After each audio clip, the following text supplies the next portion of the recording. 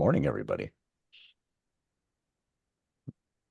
Chris, you can go ahead. All Good right. morning. Well, good morning, everybody. And thanks for joining us in our first class of the new health and wellness series. We're really excited about this. Live long, feel great. We've been working for a long time, and it's going to be some good stuff. So many of you were at our health and wellness workshop back in January and found great value in that. And we all know that there's plenty more to dive into in the wellness space. So today we're going to kick off and hear from fellow member David Hassey, MD, as he unveils the hidden potential of your most valuable asset, the brain. He's going to discuss how understanding and optimizing your cognitive function can propel your business and personal life. So the topics we're going to just go over is neurodegeneration assessment, prevention and treatment, Alzheimer's, ADHD, and some more stuff. And for any of you guys who have not met David or don't know much about what he does, David owns and operates Maxwell Clinic, which offers comprehensive functional medicine primary care. David received his medical degree from Vanderbilt University and then went on to residency and practice at the Mayo Clinic in Rochester, Minnesota. He's also double board certified in family medicine and integrative holistic medicine, is lead faculty for and also certified by the Institute of Functional Medicine, and has spent over the last 15 years pioneering a new approach to slow, halt, and even reverse the mechanisms of aging and the progression of cognitive decline. So we're really excited about it. David, thank you so much for being with us this morning and sharing your knowledge and expertise. And I will give you the floor to take over. Awesome. Thank you very much. And it's great to be with you all. I always say that this is my home. You know, I always feel way more comfortable among entrepreneurs than I do physicians. So because the innovation and the drive to try to do something better is just really feels like home. So it's with that spirit. I'm really glad to get to be all with you all today. So I'm going to hit screen share here. And I want to let you know, I have slides, but I never feel married to them. So I don't know if we have the opportunity for interaction. I got quite a few things that I want to go through with you today. Because as I was thinking about what is going to be most valuable for an entrepreneur, and it's always, how do we examine in my mind, it's always about how do we examine our thinking? Because, small people think about things. And then another level up is we start thinking about people. Then we start thinking about ideas. And then the highest level of thinking is really thinking about our thinking. And so that's where we start to get more reflection on that. So it's in that spirit, you diving into brain health. It's not a big topic, is it? Right? We're only talking about the most complex structure in the known universe, and in the seat of our consciousness. And everything that is really of mystery in life comes from the brain. So when we start to engage this, I just want number one to say, I know nothing. Because when you start to think about the expanse and the huge amount of information that is to be known, none of us know anything when it really comes to this seat of our actual knowing. So with that, let's dive in. Once you get some benefit of it, I got a surprise for you at the end of the talk, and want to just help our community become more brain aware, and hopefully you get to enjoy your life a bit more as a result of that. So, all right, everybody, what's your net worth? So in your mind, what pops up? What pops up? What's your most valuable things in your net worth? And this always kind of bothers me, this question, because it almost always gets answered with a dollar sign, as opposed to a state of being or what we have. And I would say that your brain needs to list very high on your list of assets. one of the things we don't live a life of being brain aware. We live a life oftentimes. How many of you thought about your brain in the last week? I am. We're just cruising through life and it's enabling this amazing existence that we get to have, but we don't recognize that it's an organ. I mean, it's a bunch of squish up there, about 2.5 pounds of mush. That's enabling this experience you're having right now, and its ability to function determines everything about where you go. Stephen Hawking is one of my heroes. I got to actually with Scott Scoville. He and I went on the Vomit Comet. This is a little plane that you can go up and down and experience weightlessness. And here's Stephen Hawking getting to experience being weightless. I just can't imagine what that must be like for him, right? How this massive brain of understanding the universe got to have a physical experience of what it would be like to be in space. And your brain is the center of your quality of life.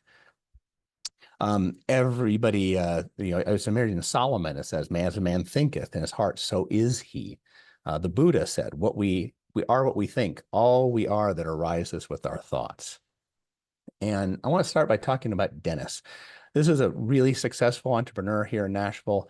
I saw him, but don't worry about me identifying him because we started this adventure together 17 years ago. So this is some long history here, but he was just an absolutely delightful, insightful, warm, brilliant, kind, and gentleman, incredibly successful entrepreneur here. He has responsible for so many healthcare innovations, so many healthcare business innovations, technology innovations, partnered with all kinds of people that you know.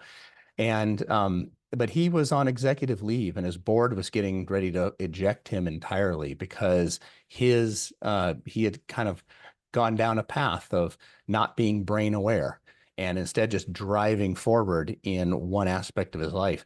Started using a lot of Adderall, in Provigil to stay up, needing to have a bunch of Ambien to go to bed at night.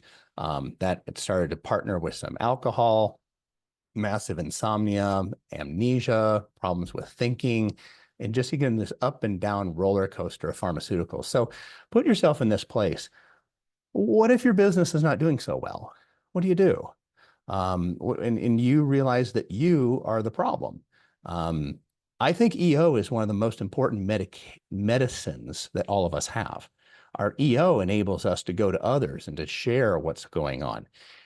Some people want to double down with pharmaceuticals and say, okay, I'm going to push myself far harder than what myself is maybe optimally capable of being.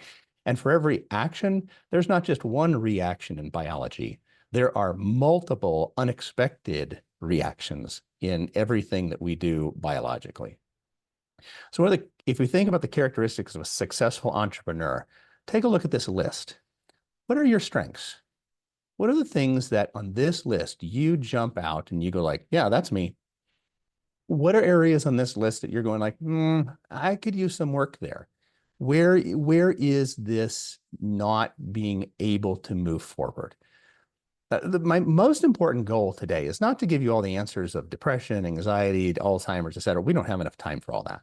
What we do have time is for you to rethink what it is for you to have an optimal brain function. So, because your brain really is your business. It is your business. And to the extent that it's functioning well, to the extent that you can pay attention, that you can regulate your mood, that you can take executive, we call it executive functioning, for heaven's sakes. That's what it means to actually get shit done, right? So if you don't have good executive function, it's toast. What if your memory starts to fade? This is a very highly competitive world all of us are in. A difference of 1% in brain function has a compound interest that is profound over the course of a lifetime of entrepreneurism. So my goals here: become brain aware. We're going to next talk about becoming bias aware. Encourage you to raise your standards because all of you can do better. All of you can be better. That's really the part of the fun of this life. It all can be about growth and learning and discovering this next version of yourself. Do whatever it takes to gain clarity and take action. So here's a big problem. Can your eyeball see your eyeball? Nope. It's amazing that this organ that enables us to, bring light into the world, we can't see it without a mirror. Same thing with our brain. Our brain is our organ of perception. It's always been a mystery to me. How do we grapple with this idea of how does our organ of perception perceive itself? And it's so complex. So this is the way I view it. And when I've had the privilege of getting to work with a lot of people that haven't gotten better elsewhere, and that gives an opportunity to ask a different set of questions, and occasionally we come up with something. So let's think about the brain. The brain, if you come into our clinic, you'll see posters of this up on the wall. This is the connectome.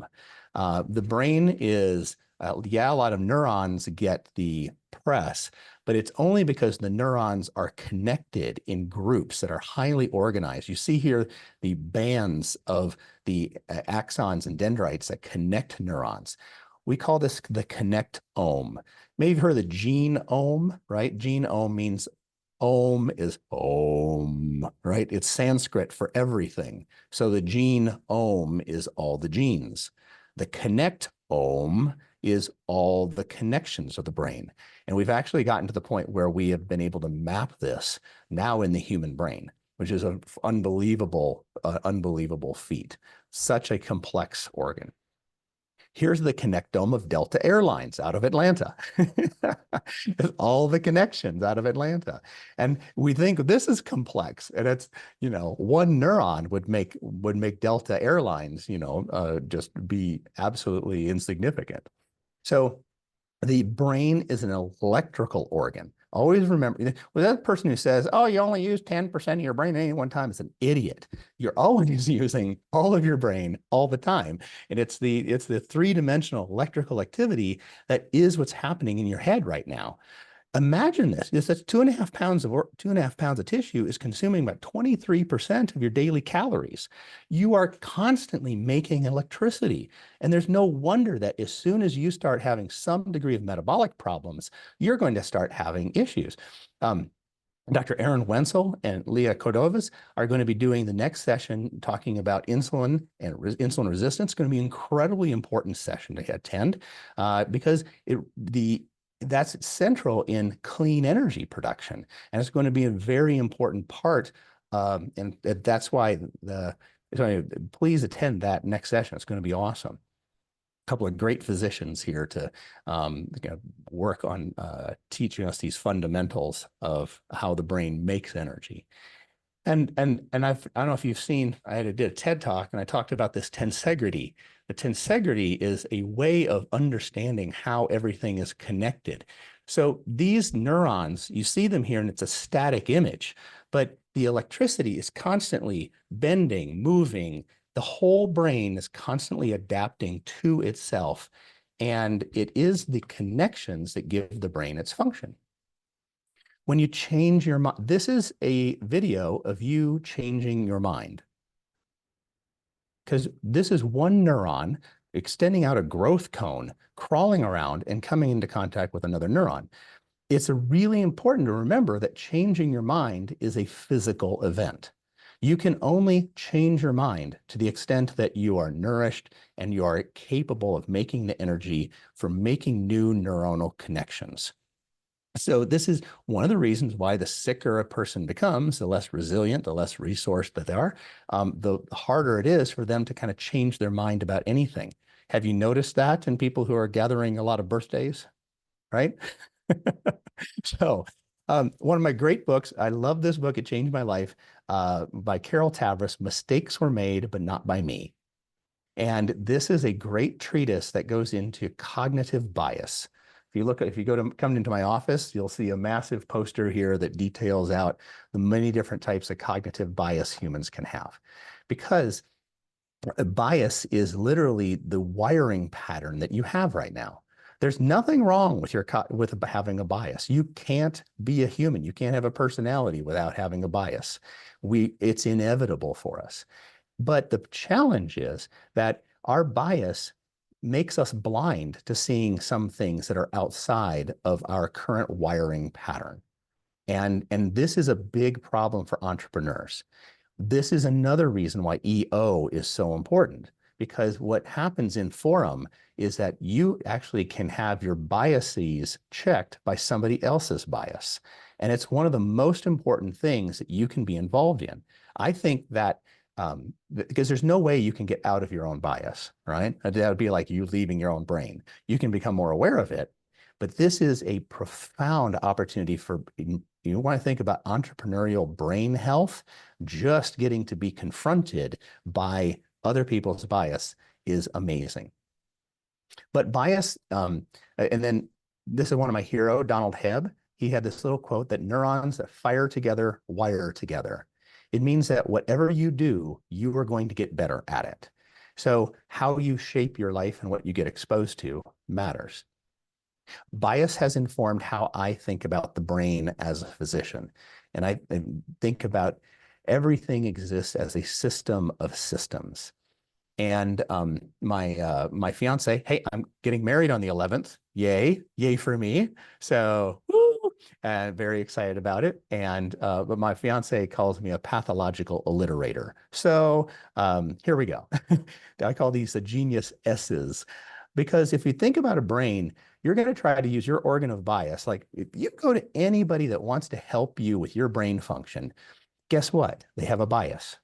And you have a bias. So how are you going to muddle your way through that? Because if you go and work with somebody, you're going to need to have some objective information to start with. So the first thing you do with dealing with bias is get something objective. This is something called the CNS vital signs, and I have a way for all of you to be able to do this. I'm going to make an offer at the end just to. We're setting up a system so you can do a cognitive assessment. But this is what it does. And it's a very difficult test, very difficult. It makes everybody kind of feel like an idiot when you do it, because it's not meant for low performers. It's meant for high performers. And it measures the different domains of function, like how's your memory? How's your reaction time? How is your attention? What's your executive functioning like?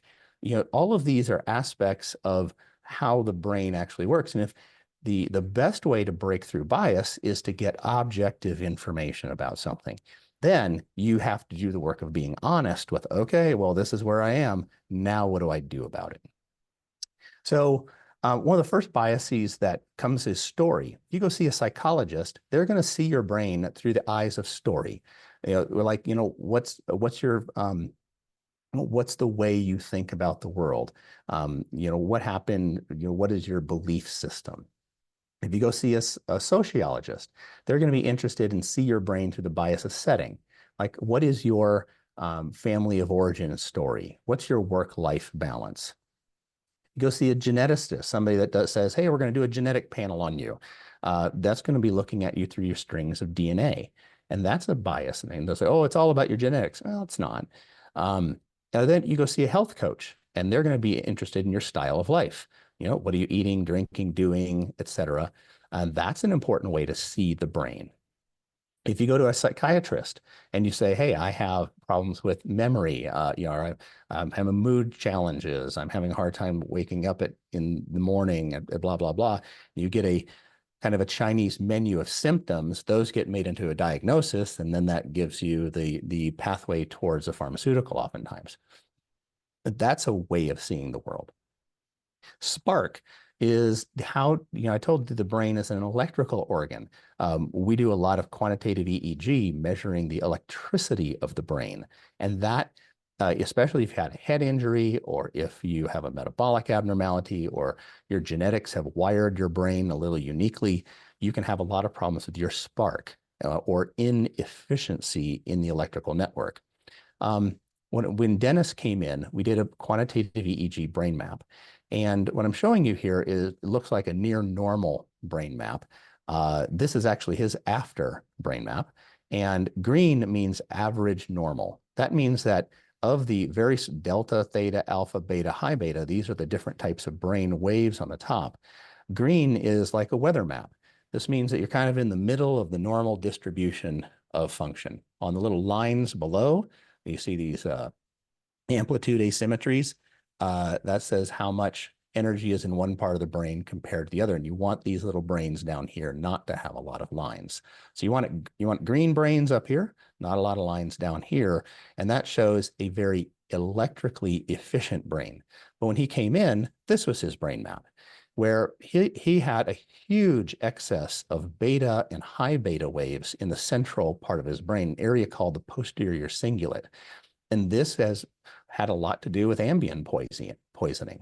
And it took some time to start getting off of sleep medications are terrible things for us long term. They are some of the worst things that cause a decrease in memory function. So sleep is a huge issue for entrepreneurs because our brains are jacked up and wiring and moving so fast. So we'll be doing an entirely separate session about sleep as we go forward. So all of the emotions, everything that you have going on in yourself follows this connectome, and these neurons are arranged in networks. So this is, you can have an emotional network, the attentional networks, visual networks, auditory networks. It's always about groups of neurons working together in an efficient manner.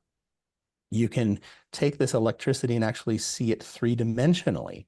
So data is gathered by putting a little shower cap on the head and measuring the electricity that comes off of the head. And then that's compared to an average, a normative database.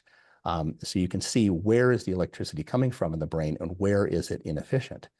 This is safe and effective. Then the next thing is, if you have a bias like a functional medicine doctor or a nutritionist or something like this, we think of the soup. What's your brain soup? Take that brain and metaphorically cut it open and see what oozes out. What are the neurotransmitters? How much inflammation is going on? What's cell membrane function, mitochondrial function, all of that fun stuff. We think of that as your soup. And this is a great study. They did it on medical students.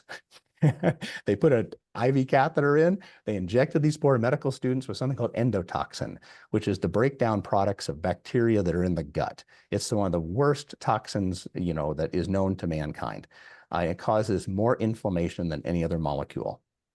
So when they injected this with something that you would get if you have leaky gut, if you have increased intestinal permeability, which many people do, what happened is they measured the actual biology, they measured what happened with their mood, and what happened with their glucose metabolism in the brain. And if you take a look at these findings here on depression, in 3 hours, all they did is they injected these people with what typically happens if you have a food that you're sensitive to, or even if you have a high saturated fat meal with a lot of different char in it. You'll see the depression scores go up substantially. The fatigue scores shot up, and the social interest, wanting to just engage with the world, plummeted. These are things that happened within a very short period of time, and this is why the gut and the brain have such a close interaction with each other. The soup has so much to do with what's going on in the brain. And it turned out that when they did the PET scans, that there was a massive amount of inflammation in the areas of the brain that were much like what Dennis is dealing with. So they are actually able to, and on autopsies, show that there is a huge amount of staining in these parts of the brain of individuals that have chronic inflammation. Inflammation is a major cause of depression. Let me say that again. Inflammation is a major, major cause of depression. And so individuals right now who are having some issues with seasonal affective disorder, most all of them have an underlying inflammatory issue going on. And then the season change is just that extra tip that's going forward. And this is even more important because in mood disorders, 30 to 50% of those progress on to neurodegenerative disorders. Please, I think depression is very often pre-dementia. It's something to take very seriously. What are the underlying causes of depression?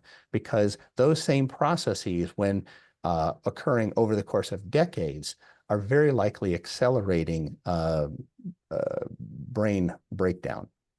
And then I'm going to say the last S for today is subconscious. And I love this. I got to know Roland Griffiths, who is a Center for Psilocybin Research in Johns Hopkins. I had him come and speak for a I ran a conference for about 2,000 physicians and had him come and speak. And this is taking a look at psilocybin as a psychedelic for the treatment of depression. On the left, we see a mathematical brain map of how much connection is happening. Remember, if we took that connectome I showed you earlier and see how many connections happening, the density of these lines on the left have to do with how much activity is going on between different parts of the brain. On psilocybin, everything's talking to everything. And this causes a huge neuroplastic experience for individuals. There's a lot of data on this, but with increasing dose of psilocybin, they saw very substantial improvements in mood changes, decreased anger, improved inner peace. But the amazing thing is, after a single session, there was sustained improvement 14 months following. So increased personal well-being was present in the vast majority of individuals at 14 months afterwards. There was a clinically significant improvement in depressed mood and actually returned to the normal range. There's a recent study that just came out comparing psilocybin with escitalopram, a standard SSRI, and showing that not only were they equivalent with regard to decreasing depression, but there was additional positive mood changes in individuals that use psilocybin. Again, this is still a Scheduled I molecule according to the federal government. Please, everybody, do your part to help legalize psychedelics. These things should be in the hands of medical specialties. These are great medicines. They do need to be used properly. There's a lot of cowboy going on out there, and I get to have discussions with a lot of different individuals around these topics. And there's ways for it to be done well and ways for it not to be done well, and a lot of these. So psilocybin is not available, but ketamine is, and ketamine has psychedelic properties. We have had some great success with helping people break through, but you have to still do your work. All of these neuroplastic agents that are working with your subconscious, you do need to harness the work of the cognitive mind. Therapy is incredibly important. Coaching, it is profound how many shifts can take place by shifting by inducing neuroplasticity and what most people would see as the subconscious. So, but guess what? There's some more S's here. And we could go on and on and on and on. I think I'm up to about 46 S's at the present time, 46 different ways that you can see the brain.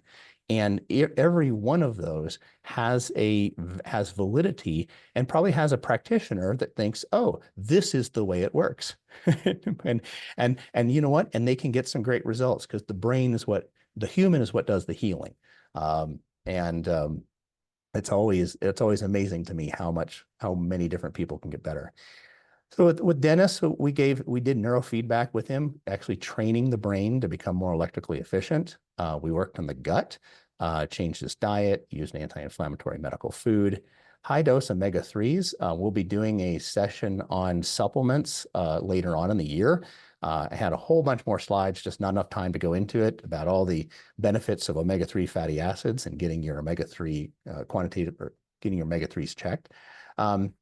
Plant materials. So sulforaphane is a molecule that comes from broccoli, very powerful activator of the NRF2 cassette, which turns on a lot of our antioxidation and our detoxification capacities.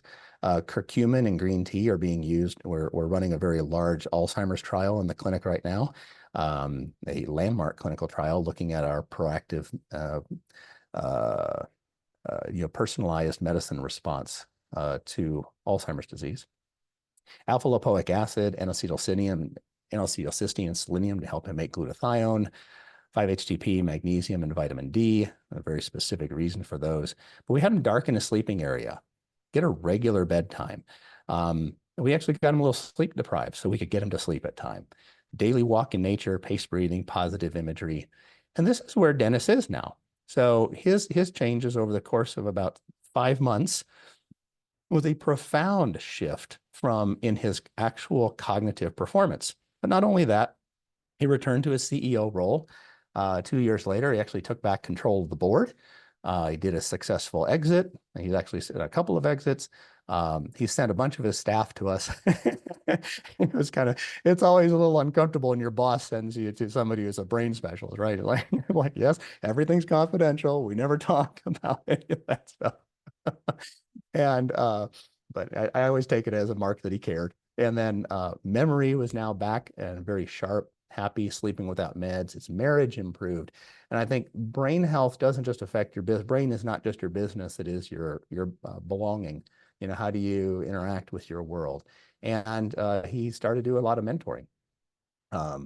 So very, very fun stuff. We'll be going into some of this issues with our supplement talk, discussing let me just go this briefly here.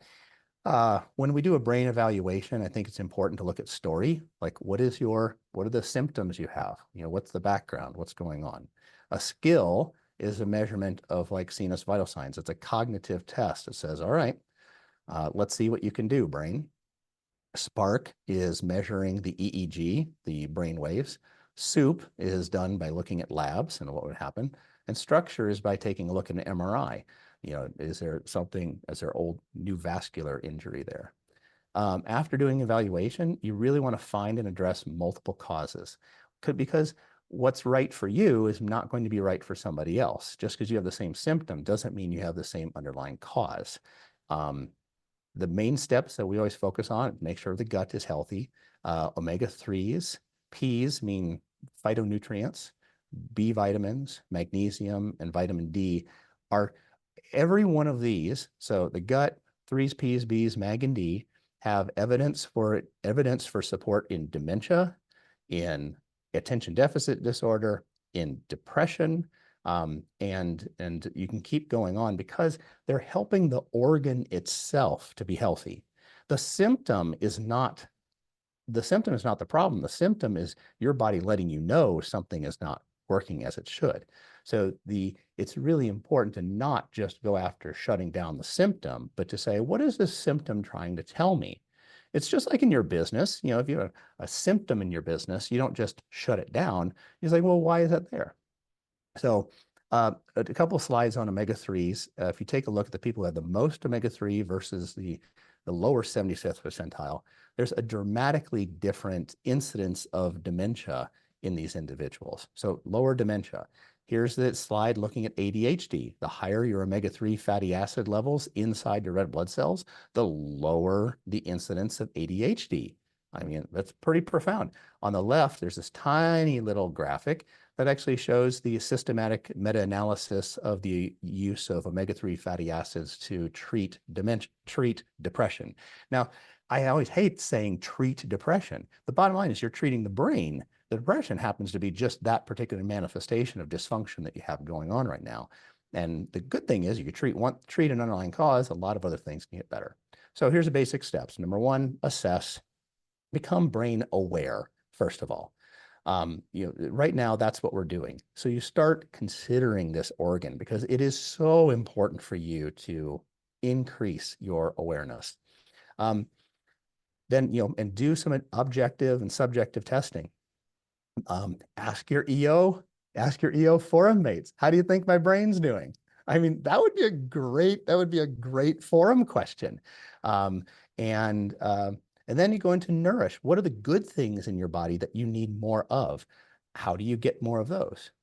Then you remove. You find what are the hindrances? What are the allergens, infections, toxins affecting your brain function? And then retrain. Think, what are all the things that you can do to harness neuroplasticity? This is where we work with people with dementia, and people say, oh, it's good to learn a foreign language and it's good to start playing an instrument to prevent dementia. Absolutely it is.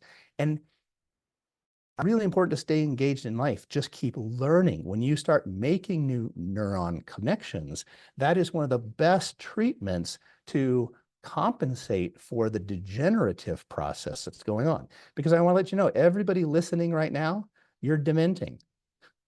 You are dementing. Everybody, we are constantly undergoing a process of degeneration, and we hope that we have enough regeneration to compensate for it. And it's important to just be honest about that so we can see where we go. I've already mentioned some of the most important nutrients, sources of essential nutrients. Fatty fish for omega-3. Got to really watch the mercury. Don't eat tuna and swordfish. It's just filled with mercury. We're finding insane levels of mercury when we're measuring this now. High quality omega-3 fatty acid supplement, I think, is one of the better things, or sardines and mackerel.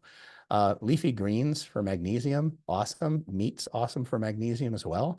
Whole grains for B vitamins. They don't actually recommend a lot of whole grains because there's a lot of challenges with blood glucose in the way that those typically get delivered to the body. And then berries for antioxidants. So the hindering factor, I already mentioned infections. So there's many chronic infections. Now, COVID, oh my God, if people didn't believe that infections impact brain health, and if you can't still believe that if you've seen everything that's happened with COVID and long COVID, but that's been the case forever. It's been the case with herpes and Epstein-Barr, mycoplasma, chlamydia pneumonia. There's a whole bunch of these that affect brain function and inflammation. Toxins are really challenging because it's a sum total load that goes on over the long period of time. And, like elevated lead is profound in how many points of IQ it has robbed from our children. And one of the greatest things that we ever did was ban lead out of leaded gasoline and get lead out of paint. We have gotten so much smarter as a world as a result of doing that. It's been a very meaningful impact over the course of decades. Allergens.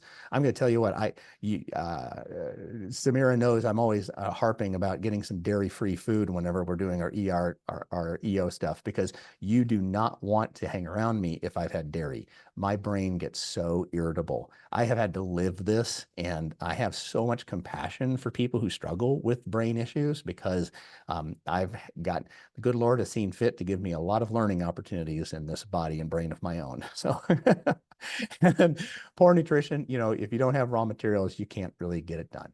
So always think about if your neuroplasticity, the way forward, the way to improve your entrepreneurial brain, the way to hold back dementia, to overcome depression, to move through ADHD, is to signal neuroplasticity. Cognitive behavioral therapy can help with that. Meditation helps with that. I think psychedelics are going to play an increasingly large role in that domain, with brain training applications like neurofeedback, transcranial direct current stimulation, red light therapy. There's lots of different things that can help. So I hope after this talk, you are more brain aware. Not the brain neurotic yet, okay? I don't want that to happen, but then also become bias aware. That bias just exists, and bias exists in your own concept of your brain, and bias exists in your own concept of what you think works. And you can really become a prisoner in your own mind because you're not going to consider the biases of other individuals. If you're stuck, your bias probably isn't sufficient for getting you where you need to go. Go find somebody else with a different bias. I mean, that's one of the beautiful parts. We need our diversity in every level that exists. And that's what is, all of us can only have one perspective on the world from outside of our own mind. And then raise your standards, okay? I know you can do better. You know you can do better. But then also, at the same time, accept where you are. Don't shame yourself for where you are, because your brain is also helping you manifest whatever your present reality is. Be gentle and kind to yourself. It's one of the best things about doing a brain map with somebody, especially somebody who's really struggled with their brain function over the years and has some shame and guilt, to show them a map and, hey, this is the electricity of your brain. This is your organ. You wouldn't shame your knee. If you had twisted your knee and you injured your ligament, you wouldn't shame yourself for you wouldn't shame your knee. No, let's just be honest about it. Seek to gain clarity. This is going to be a lifetime journey. None of us are going to understand the brain completely. Never, never. But we're going to all together increase our clarity, and then take whatever action is helpful for you. I'm putting together an online platform for cognitive testing. And this is a high grade, high validity cognitive test. If anybody would like one, I'm offering a free test to anybody who'd like to. We're going to keep your information private, obviously. And you'll just send your information to us as soon as we have it up and running. We'll notify you with it.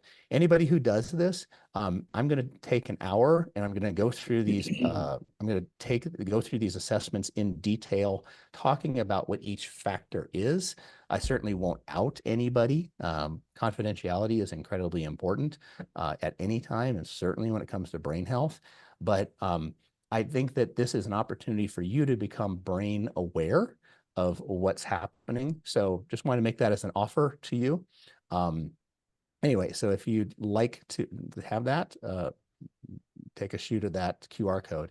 And then I want to say November 8th is our next session. Again, Dr. Wenzel and Dr. Cordovez are going to be leading this incredibly important session, led by two incredibly great physicians, going after a very key thing. But our likely future topics are going to be talking about how to de-risk the humans. How do we deal with cancer, dementia, and heart disease, cholesterol, looking at weight and shape, hormone health, supplements. Don't skip on sleep. Talking about diets, the roots of psychiatric symptoms, mental health, some innovative stuff about stem cells. And we really want this to be of use to our community. And so we also want your feedback. What was helpful? When we have about 30 minutes to give a topic, we can really boil down and give some, hey, here are the instructions, do this, this, this, this. And I have to say that I think all of us want you as entrepreneurs. You are the world changers. I want you to grow in wisdom because you're going to affect a lot of people. And so I hope this talk was helpful, that you have more brain wisdom, that you have a different perspective about how you look at your brain. And we have some time for questions and to go for that. So thank you so much for being here. David, thank you for spending some time, and man, what a way to kick off this series. I'm really excited about all the topics that we're going to be diving into. So yeah, just a reminder to everybody, if you've got questions, throw them out there. David, Lee asked, can you discuss the importance or not of activities like rest, meditation, etc.? Basically the opposite of intense thinking, working, or stress on our long-term brain. So like, what would you recommend someone could establish as a habit or practice around that? Awesome. I always think about who are the greatest athletes. They're the ones that can do great in many different events. So the most important thing probably for your brain function is the thing that's the hardest for you to do. I mean, that's really the challenge here. So if you're really talented in one area, you can continue deepening in that.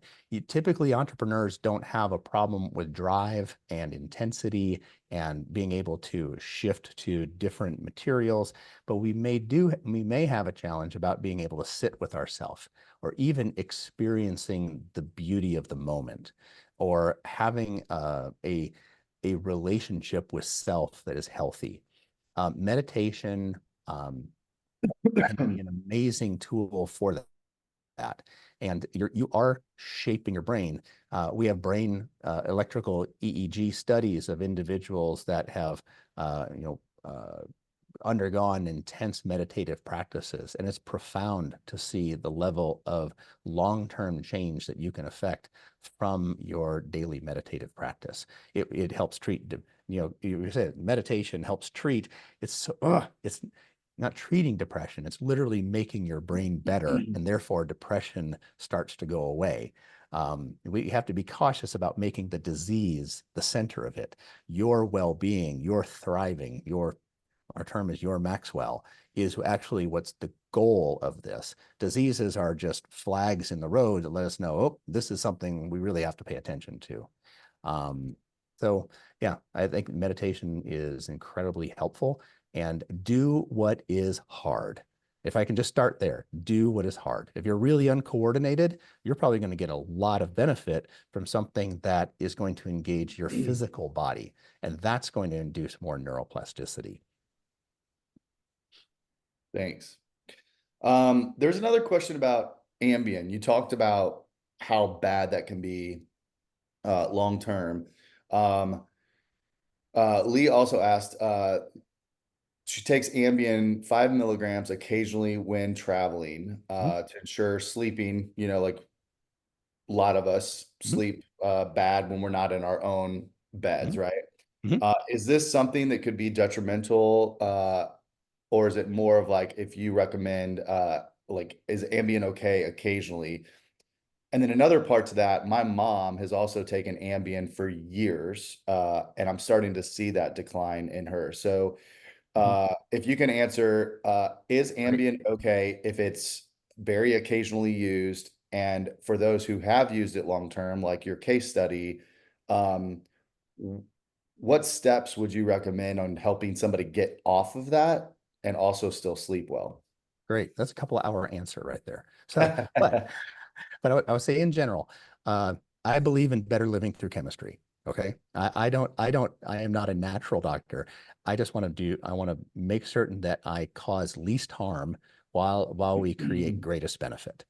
And so so it'd be best if you didn't need to use Ambien as you traveled. Okay. Now, but listen, humans going across time zones is completely unnatural. It's only happened for like the last 120 years. Before 120 years ago, humans, we never had to adapt to a different time zone. It's completely insane from a biological standpoint.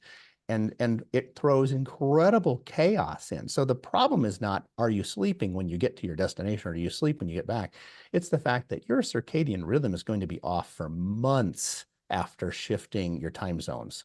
When you're really measuring that accurately, we're not taking our synthetic lifestyle as seriously as we might. Now, it's great. We're humans. We get to choose. It doesn't mean it's bad. It just means that you're making a choice. And that is going to be an additional stressor for you if you're going to go across time zones.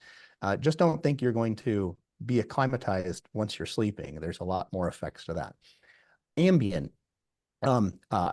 I have a bottle of Rescue Ambien, and I use it when I go, do overnight flights, because the fact of being on a plane and not being able to sleep overnight, I think that's a way bigger stressor than using it in those indications.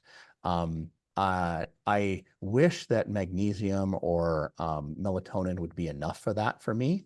I wish I was healthy enough that would be the case. So I think that episodically, that's an entirely different issue.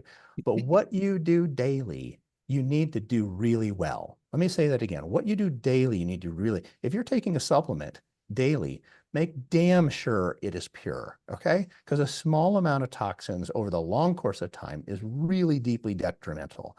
That one meal of swordfish, I'd still highly recommend not, because it's so much mercury. But a little sushi here or there. But those aren't the biggest problems. It's what you do daily is the issue. And then as far as to what is the mechanism of action of Ambien? So all these drugs have mechanisms of action. The mechanism of action of Ambien or these other sleeping medications is that they are retrograde amnestics. Now, what does that mean? It makes you forget what happened before. It makes you forget what happened before. So it actually makes you forget that you didn't sleep well. It doesn't make you sleep better. It just makes you less pissed off that you didn't sleep as well. And that's a major effect of it. So what's important about that is you get to, if you recognize that, having a different attitude about your sleep can be profound for improving your well-being. Sometimes these Oura rings and Whoop and everything, these devices absolutely do the opposite effect for us. You look at this, I looked up, oh my God, I slept terrible. And now you're going to go through your day thinking you slept terrible. And if instead you have a belief that, hey, I got exactly as much sleep as I need, and I'm going to continue to improve on my sleep, you're actually going to have better energy, better function, and but you want you want to deal with reality, and you want to make sure that you're doing the mind ninja so that you are actually getting the life that you want to have. So on long-term treatment of Ambien, it is tough. And it does, because it's a retrograde amnestic, the thing that we called thought consolidation or memory consolidation doesn't happen as well. So the things that happen in your day, you're not able to file them in their little boxes as well at night. And if you do that night after night after night, guess what? You're going to have a problem with memory consolidation, and that means memory problems. Awesome. We have several more questions. I don't know that we're going to be able to get to all of them, so we'll try to go through these a little quicker, David. But can you address how female hormones affect your brain, and are they causing natural inflammation? Absolutely. I think the Women's Health Initiative is a bastard of a study, and it has done so much harm to women. The Women's Health Initiative that basically came out and said that hormones are dangerous for women was a bullshit study. They ended it early when they shouldn't have. There's so many things that were wrong with that study, and it caused ripple effects and a huge amount of suffering and an organ degeneration that's unnecessary. Estrogen is an amazing uh, growth hormone. And if you take a look at the study, if you want to read a great book, read the book Estrogen Matters. Estrogen Matters. And it was done by Carol Tavris, the woman who wrote Mistakes Were Made But Not by Me, and a breast surgeon that goes through just what that estrogen does not raise breast cancer death rate. Okay. It actually decreases breast cancer death rate. And there's all kinds of other benefits for estrogen. In our dementia study, it's mandatory that we get women back on estrogen therapy because it is such a potent neuroplastic agent. Just look at what happens when many women that go through menopause and don't have hormonal support. I mean, what happens is they unfortunately start having a brain that's more like a man. I mean, there's an unbelievable networked brilliance and things like that. The brain fog starts to go. So estrogen is a profound stimulator of synaptic activity. Women have way more connections between the hemispheres than men do. Men have more connections intrahemispheric on a gross average. So it's fascinating. But we need to, I always think is, what are the states of highest function? And mimicking healthy youth, not a bad idea. I think we really need to disprove that idea. People want to pathologize, or anyway, people want to just say, well, I'm getting older, that's just the way it is. Well, that's a belief system. That's not a science, we have the tools. We have the tools to rebuild you. So Awesome. What is the next steps after the free assessment that you talked about? And then also with that, does that measure critical elements like omega-3s, magnesium, things like that? Or if not, is there a blood panel or something that you would recommend for that? So number one, this is a cognitive assessment. It will happen on your computer. It's a series, and I'll give a little video to say, hey, this is how you should prepare for it. You want to make sure the room is quiet. Nobody's going to interrupt you. It's going to take about an hour, and it's going to be hard. I mean, it is meant to push you. And there'll also be a questionnaire that comes at the end, looking at different symptoms, et cetera. And that's going to be for your own feedback. So for your own self-knowledge.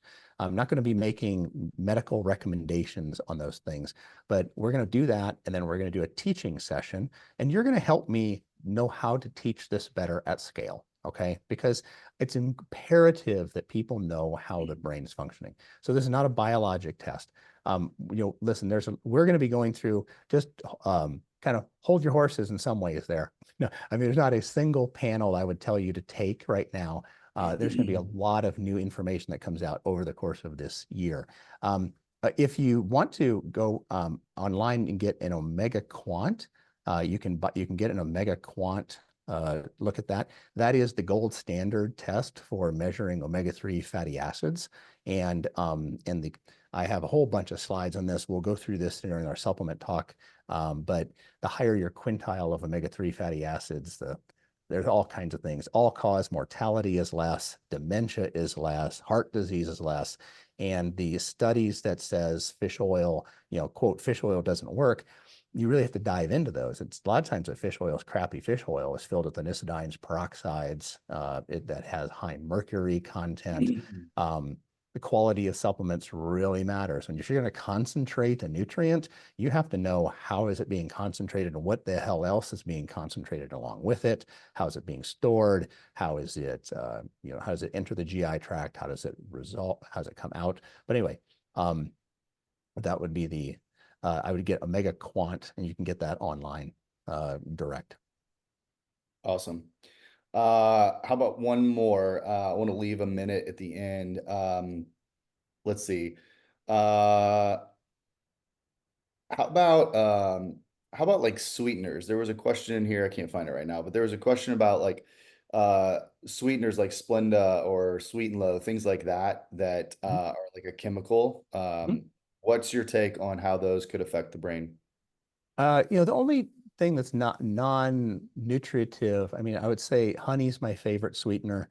Like agave syrup is just basically high fructose agave syrup, right? I mean, oh, I'm using agave. That was a big thing for a while.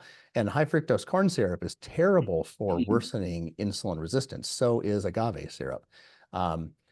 Anything that's going to hit your sugar is going to hit your insulin, but honey has very complex molecules called fructans that tend to digest slower and have less of an impact. But as on the artificial, stevia is about the only one that stevia and lohan fruit are the two that I think are okay to use. And the aspartame absolutely causes neurologic irritability in some individuals.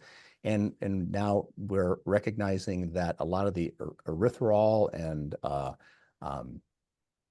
lot of the sugar alcohols, they say, oh, it's sugar-free. And no, they alter the gut metabolism substantially. There's a new identified increased risk for heart disease. Xylitol, which we thought used to be wonderful, is showing more impact in cardiac vessel inflammation. So get used to normal tasting food, okay? If you're sweetening your food all the time, there's something wrong with your taste habits. Change your taste habits. It's kind of like doing a dopamine detox. You're going to have to do a sweet detox. And yeah,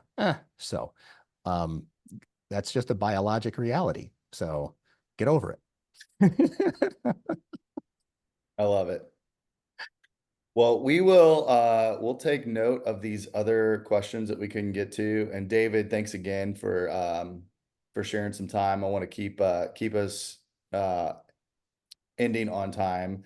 But before we jump off, everyone make sure that you look at the other topics that are coming up, because we're going to be doing this every month. And I think we've got like 13 plans so far. We're going to be diving into a lot of cool stuff. So before we leave, is there anybody that wants to jump off mute and just share your biggest takeaway?